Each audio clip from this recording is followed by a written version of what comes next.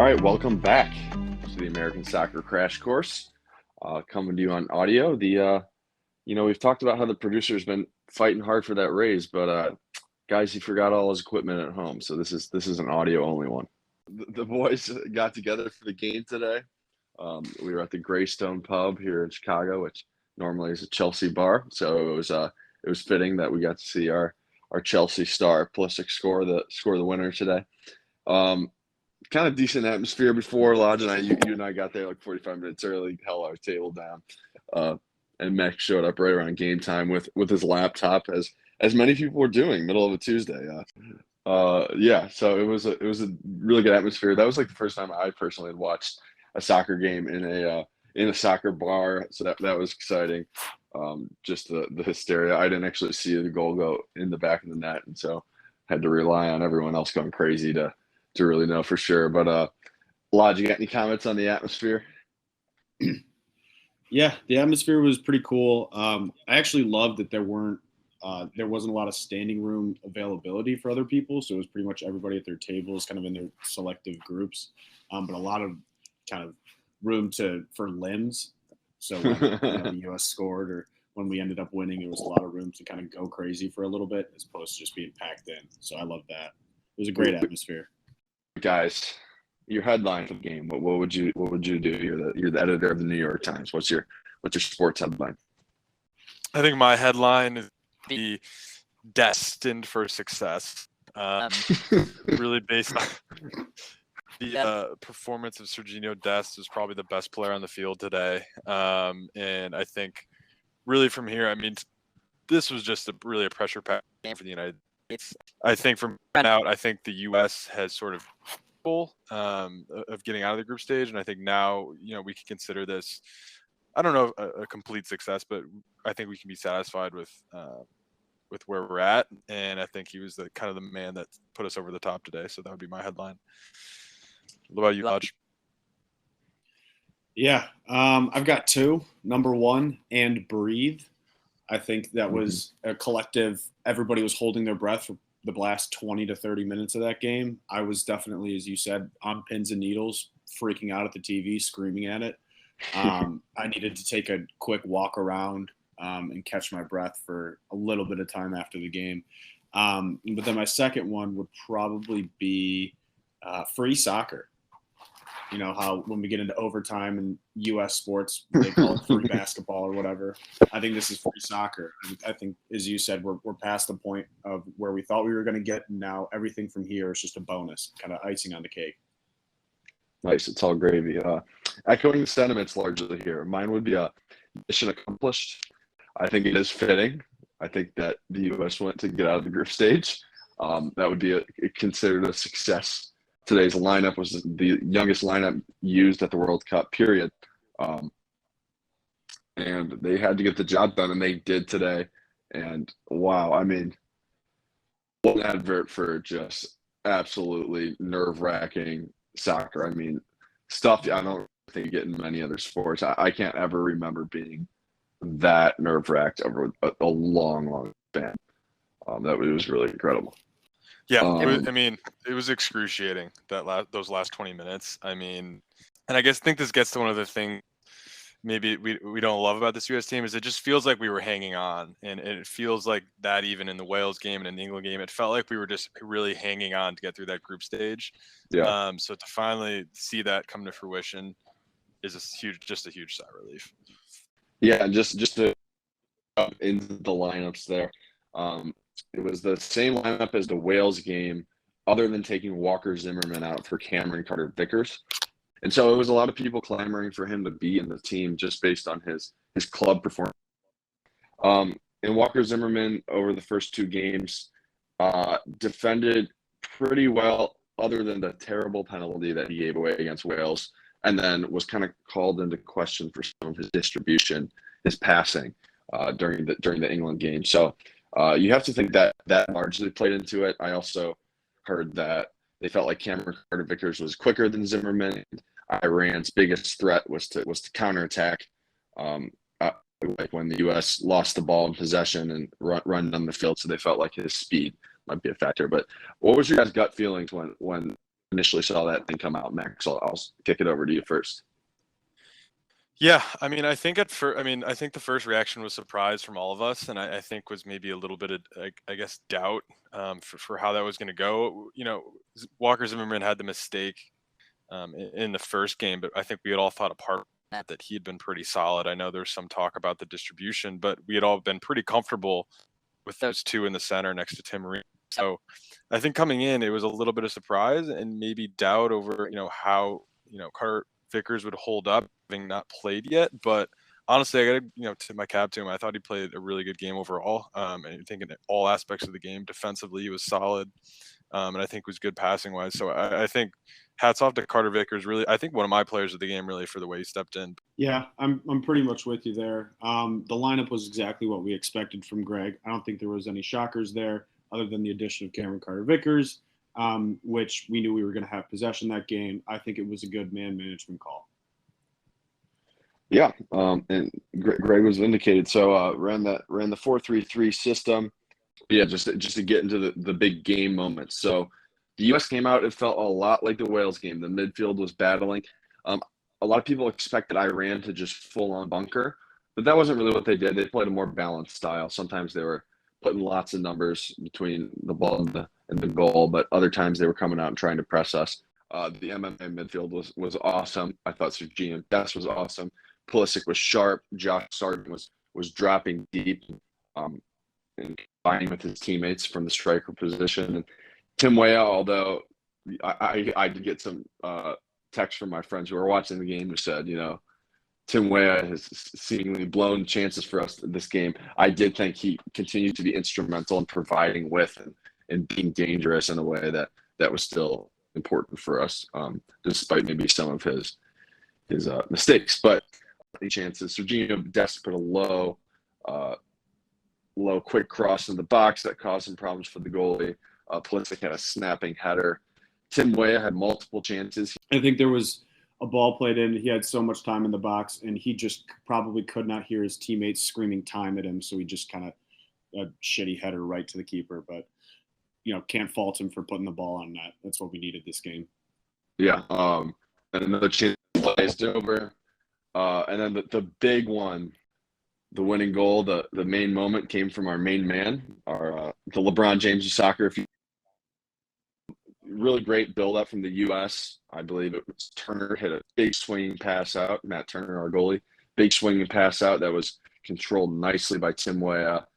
Got it into the midfield, got it up the field, eventually made its way to Weston McKennie, who spotted the forward run of right back Serginho Dest and played a gorgeous ball over the top to Dest, who then headed it perfectly in Pulisic's direction, who put his body on the line, specifically as somebody pointed out, his Pulisic's, and put the ball in and paid the price.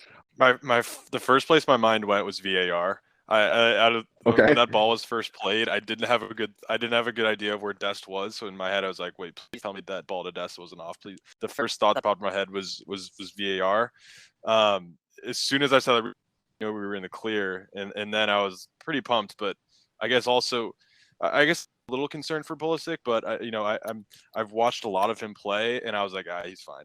So I think the first reaction was definitely the VAR concern as it is. But I mean, yeah, just an incredible moment. First thought was balls, right? Because I feel like you see so many players score big goals like that, and they could have gotten killed. But they're going to find some way to celebrate, right? Like, even if they're down on the ground, they're going to be like smiling at their teammates or something like that. And when I just saw pure agony, no happiness at the biggest goal that he's probably ever scored, I knew there's something ball related going on. But it really felt like the U.S. had chances. They had chances up until that point, but then there was a specific kind of fast break sprung by Tyler Adams with some really good footwork in a tight area. I believe it was Sargent and Weah, and then Pulisic was trailing. And Sargent didn't quite see Pulisic. Again, Lodge, kind of what you said. Feels like the vuvuzelas were really interfering with communication today on multiple occasions.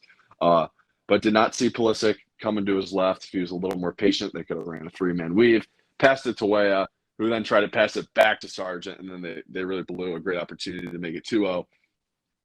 And right at the end of the first half, Tim Weah got behind the defense thanks to a Weston McKennie pass, who, if this goal counts, he's my man of the match. But Weah ends up finishing a great pass that looks like it's 2-0 heading into the break, and it gets called offside. It was I had a egg on my face in that moment because it looked like Matt Turner was once again feeling really confident with the ball at his feet in his own penalty area. And I remember looking at you guys like as we were watching it all at the bar and just being like, oh my gosh, just boot the ball long, stop trying to play, like the time is out, and then we spring this counter that looks like it was going to be 2-0 at half, and very disappointingly, it ends up 1-0. You kind of had to remind yourself, shit, a 1-0 game is right there for the taking for Iran, play, and they're back in it. Yeah, unfortunately, Pulisic, after that collision, I guess it must have been more like the 42nd minute they scored, because I know he only carried on for a couple more minutes before coming off, but I had to put Brendan Aronson on in place of him. What did you guys think of that that Aronson sub, given the circumstances? I know we've discussed how this team is basically like 13 players deep. In other words, Aronson and Gio ran off the bench. Would you have liked to see Gio in that instance? I think Aronson is the great sub for right there. I do have some gripes about not seeing Gio at all, but right there for 45 minutes to let the kid just go out and do exactly what he does for his club team, for this national team, but just run at people and be an absolute nuisance up top, I think that was the right sub.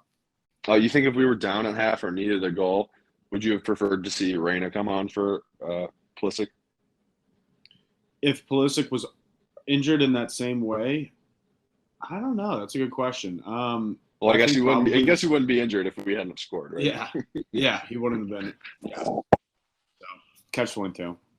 Also, just talking about a way to get injured. There's literally no greater way to get like scoring a pivotal top goal for your country. Like, that was the most ball-busting, worth it scenario of all time. So yeah, so that second half, much like the Wales game, Iran start to knock, right? You see little glimpses of it. There was a play where they had their first like close chance at goal where a guy tried to put his head on a ball that Serginho Dest did a good job of putting pressure on, so he wasn't able to really get there. And yeah, they really started knocking. It got concerning as the subs started to pile on, because once again, it felt like Greg was making this just hell for all of us. He put on Kelly and Acosta to replace Weston McKennie. Acosta being a player that we've talked about before. Well, he is a deserving MLS addition to the squad. He should really be utilized as Tyler Adams' backup at central defensive midfielder, as opposed to somebody who should be trying anything creative, because he really just doesn't have the technical skill for it at all. Acosta, and then Shaq Moore was another nightmare substitute again. He also played against England for Serginho Dest when Serginho Dest had to come off. And although he was better than he was in the England game, as Clint Dempsey said on the post game, Shaq Moore apologized to his teammates more for mistakes than actually like completed passes. So, kind of a scathing review of that, and that just added just how absolutely agonizing that second half was. I've watched so much soccer, and as I've talked about, 8 years building up to this of being a soccer fan, never having watched the World Cup. So it would only follow that holding on to a 1-0 lead was so agonizing. There are times when you're watching sports about a team you love and you're having fun and it's great and you're enjoying it, even if it's high pressure. But today it was devastating. We were with Christian, with your cousin Jack, and he was basically just saying, "How do you guys? How do you watch this? This is so painful." And I was just like, I don't know, but yeah, it was also like new for just us, another right? level of pressure. Yeah, it was. Yeah, I think probably. Well, I mean, I went to college at Miami, University of Ohio, so we don't necessarily have sports that we give any bit of a shit about. So I can't compare it to any college sports. Cleveland, always the underdog. I've never been in like a team driver's seat where I like particularly was that scared for 30 minutes. Like, we were expecting to win, we should win, and holy shit, we're holding on for dear life for 30 minutes. Never happened to me before. So that was a new experience. Didn't Bayern have to hold on to a 1-0 lead in the Champions League final? No, that wasn't as much holding on as it was just, a shithousen, I think it was. Okay. I knew that game was PSG versus Bayern, and I knew Neymar wasn't going to score. He played fantastic that game, but I also knew Mbappe wasn't going to score. There was just no chance in my brain that Bayern team was losing in the bubble. That was a Mickey Mouse championship, but that was a Bayern masterclass. Did it not have the same intensity as this particular USA game for you? Well, with no fans, I think it took a little bit of the air out of it. That was during the COVID era. So I think with this and all of the screaming and the atmosphere around, like, I was watching the other game in my room with a bunch of people that didn't watch soccer, didn't know anything about it. Like, the atmosphere definitely intensified it for me, and had me biting my nails and everything like that. So yeah, I was pumped to hear that after once the game, you made the comment that you had never been so heavily invested in a team as this one. I'm sure a lot to do with that is all the time we spent on the podcast, but that was a cool moment to see you tweaking out for the sake of loving the game.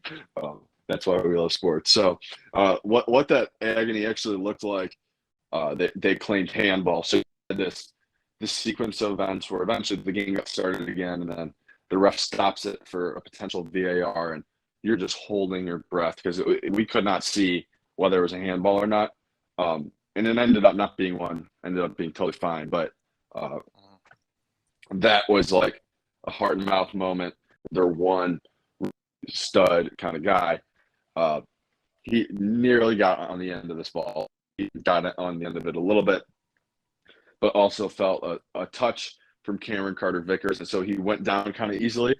And I believe the ball kind of squirted through Matt Turner and had to be essentially was rolling into the goal and had to be cleared off the line. And that was like the 98th minute or something.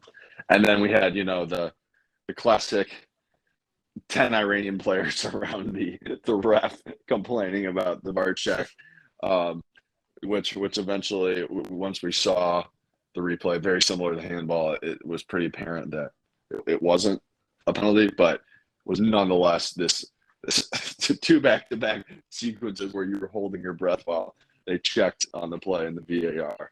And then that final whistle blew. And I should point out, there was also a breakaway for the U.S. Where Haji Wright had a chance to put the game away.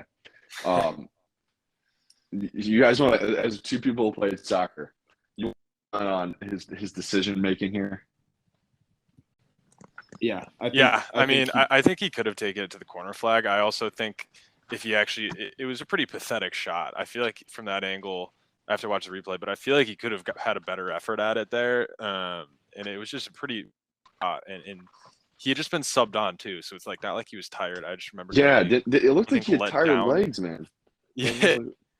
That looked like someone that had been playing all game, which, would have made it somewhat excusable. But yeah, I seeing that, I was like, come on, man. But yeah, lots of people saying he should have just taken it to the corner flag, killed a couple more minutes, and the U.S. would have been out of there unscathed. I do actually think that came before all the fiasco with the potential penalty and the ball almost going in the back of the net.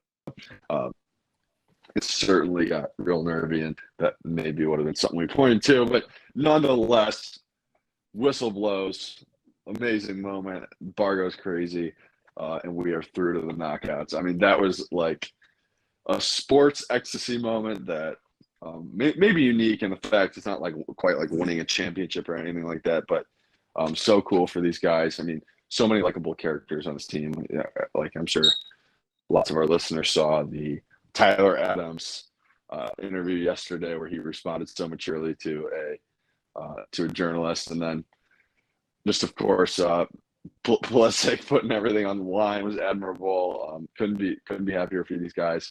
And I think as much as people might want to call Berhalter out for his X's and O's, I was really impressed by what he did in this group stage. The subs were brutal at times, but as one of my friends pointed out in our group chat, that England draw although the draw and the loss meant nothing mathematically, I do think there's a case where you could argue Berhalter wanted our guys to have that point all week in training, all week leading up to the Iran game, and it would give them the confidence to really finish the job. And I thought that was what they did today. So can't totally give them credit for that theorizing, but got to be open. Yeah, so just to wrap things up, really, kind of some standout. We won't go through the whole roster, but kind of some standout performances for you guys who think played well. Lodge, we can start with you, and anybody you got. Yeah, I'm gonna go 3 stars like in hockey. First star probably going to Serginho Dest. Quality service throughout.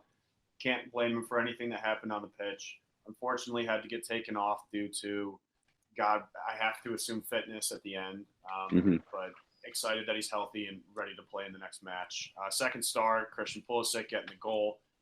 Can't complain with anything that he did there. It was a fantastic performance throughout. Third star, this is tough. I think it's got to be another defensive player. I think Walker Zimmerman came in and just solidified that back line. I think it became a little bit testy, and any ball that was in the air, it was almost as if everybody just backed the fuck off and was like, Walker, you have this. And I think that without him, that would have been even more scary, and there probably would have been a couple more scary chances in that. Probably a person that I wasn't excited to see was the guy replacing Serginho Dest, Shaq Moore. As you mentioned, he had more apologies to his teammates than completed passes. And it just comes down to the MLS guys and the fact that, as we keep on mentioning, we only have really 13 guys on this roster. But yeah, I would say overall, fantastic performance from the team. Way to get it done. Yeah.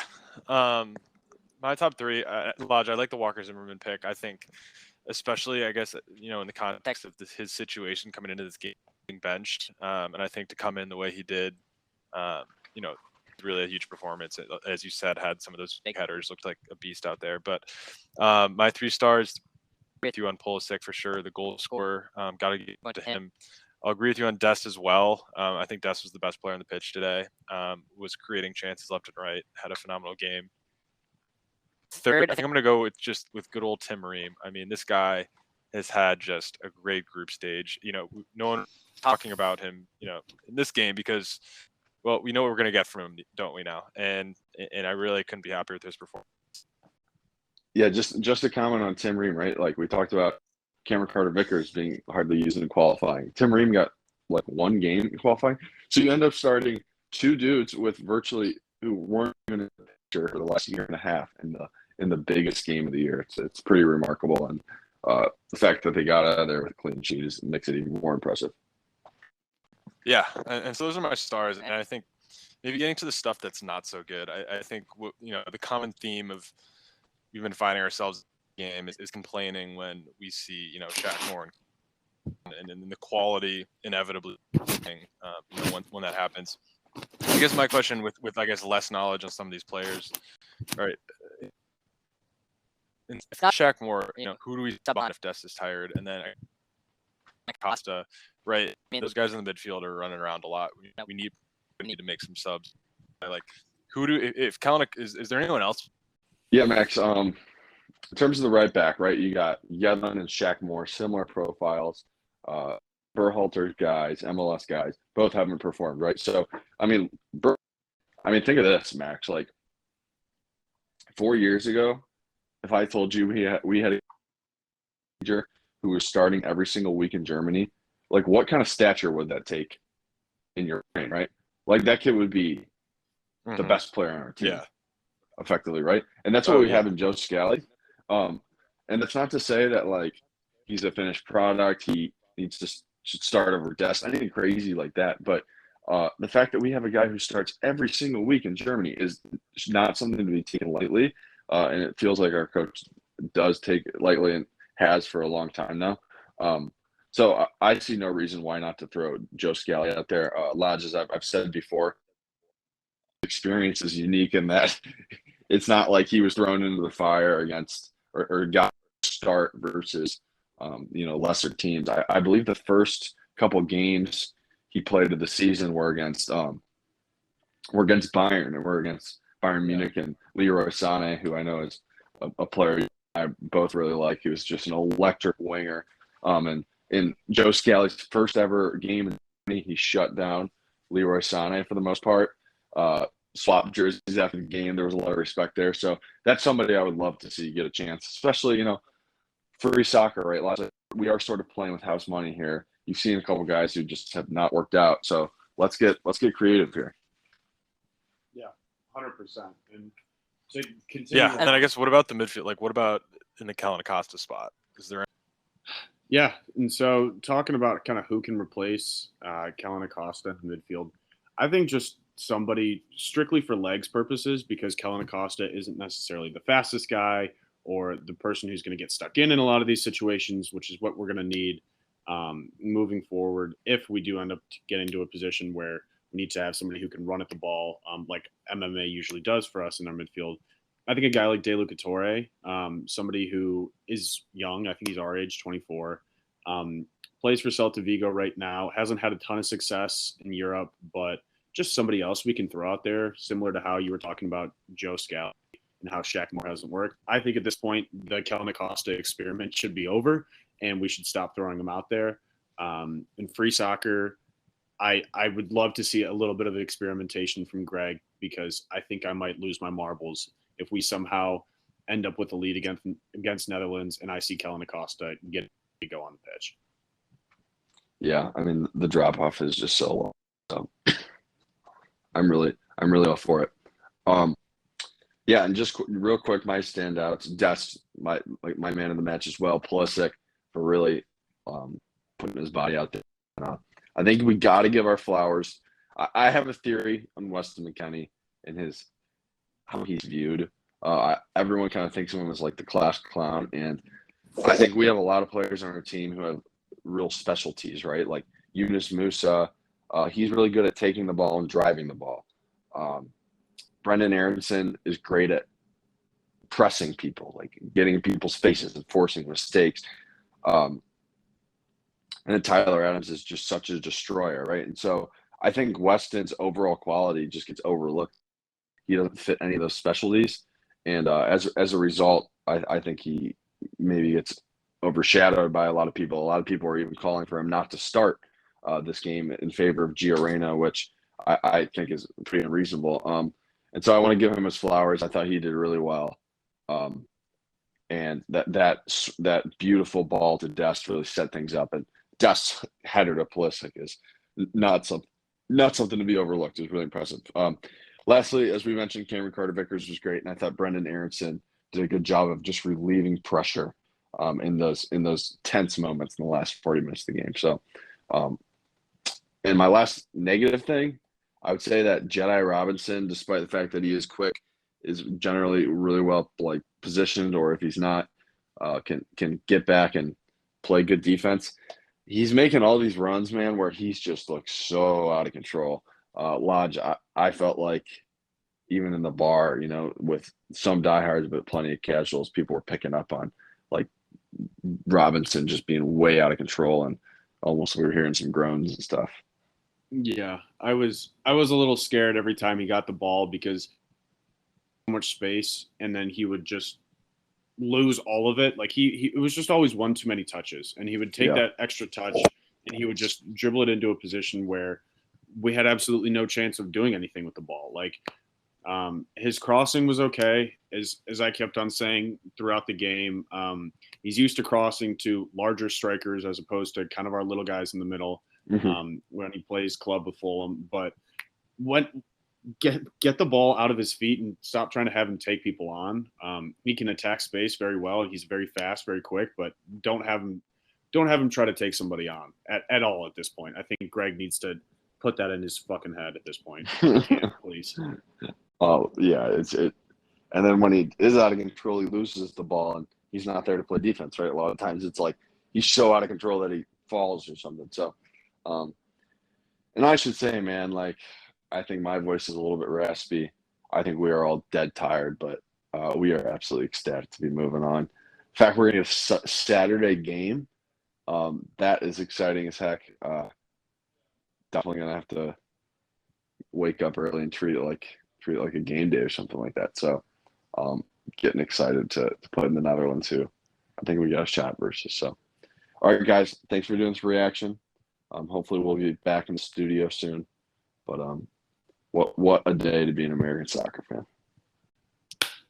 Fight and win, baby. Fight and win. Survive and advance.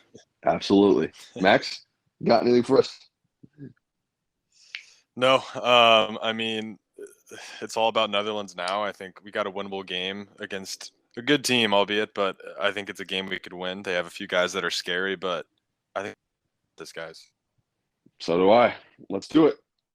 Van Dijk's wash agenda starts now. Starts today. He's gone. He's past his prime. Virgil Van Disney. It's there to be had. All right. Crash Course listeners, we'll see you. Bye-bye.